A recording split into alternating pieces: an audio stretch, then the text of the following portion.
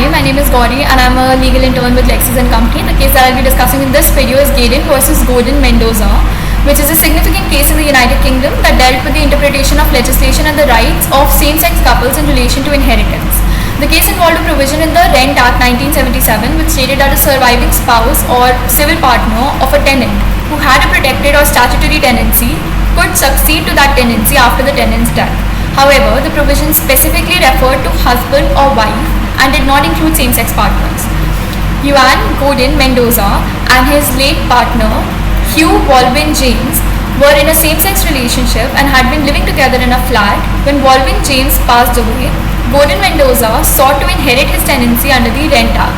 However, the landlord argued that the provision only applied to opposite-sex spouses, excluding same-sex partners.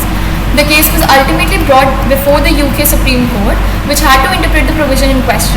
In its judgment in 2004, the court held that the provision was incompatible with the European Convention on Human Rights as it discriminated against same-sex couples. The court invoked the Human Rights Act 1998, which requires legislation to be interpreted and applied in a way that is compatible with the ECHR.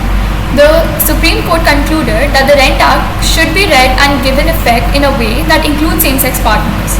The court held that husband or wife should be interpreted to include a same-sex partner in a civil partnership. This landmark decision had significant implications for the rights of same-sex couples, particularly in the context of inheritance and tenancy rights.